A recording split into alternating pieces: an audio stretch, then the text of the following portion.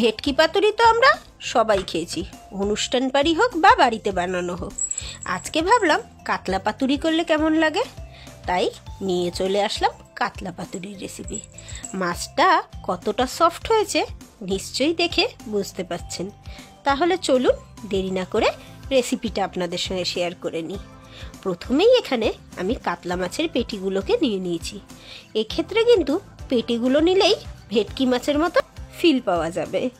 তারপরে গরম জল দিয়ে আর তার মধ্যে নুন দিয়ে ভালো করে ভিজিয়ে রাখবো কিছুক্ষণের জন্য।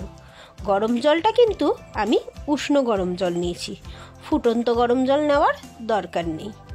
এটার ফলে মাছের যেটা কাঁচা গন্ধ থাকে সেটা বেরিয়ে যাবে। মাছটা ভেজানোর সঙ্গে আমি একটা মশলাও রেডি করে নিচ্ছি। একটা বাটি নিয়ে নিয়েছি, কালো সর্ষে 2 চামচ, সাদা সর্ষে 2 চামচ নিয়ে নিয়েছি, পোস্ত 2 চামচ, কয়েকটা কাজু বাদাম, পরিমাণ মতো নুন, সামান্য হলুদ আর কয়েকটা কাঁচা লঙ্কা। ব্যাস, এটাকে একটা পেস্ট বানিয়ে রেখে দিচ্ছি। এদিকে কলা পাতাগুলোকে ভালো করে ধুয়ে আমি তাওয়ার মধ্যে করে ছেঁকে নিচ্ছি। এবারে কাতলা মাছের পেটিগুলোকে ভালো করে জল ঝরিয়ে নিয়েছি। তার মধ্যে যে সর্ষের পেস্টটা করে রেখেছিলাম সেটা দিয়ে দিলাম 2 চামচ টক দই আর 2 চামচ সর্ষের তেল। এটা কিন্তু সর্ষের তেল দিয়েই করতে হবে, না হলে কিন্তু টেস্ট ভালো হবে না। তারপরে ভালো করে এটাকে মাছের গায়ে লাগিয়ে দিয়ে আধ ঘন্টা থেকে 1 ঘন্টার জন্য রেখে দেবো।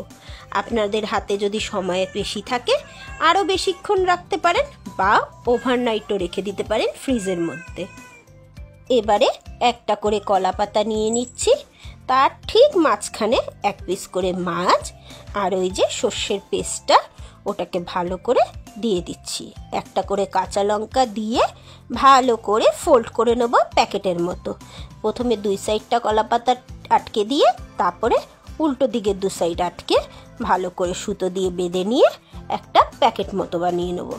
ব্যাস, এইভাবেই প্রত্যেকটা মাছ আমি রেডি করে নিই।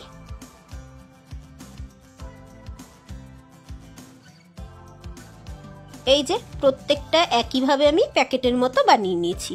এবারে মোমো স্টিমারে আমি এটা স্টিম করব। আপনারা চাইলে এটা শ্যালো ফ্রাইও করতে পারেন।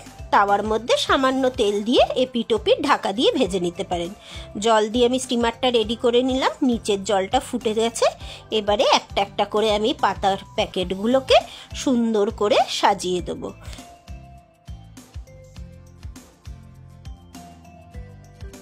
ব্যাস, ঢাকনা দিয়ে 20 মিনিট স্টিম করলেই রেডি। এই যে আমার পাতুরি কিন্তু পুরো রেডি হয়ে গেল।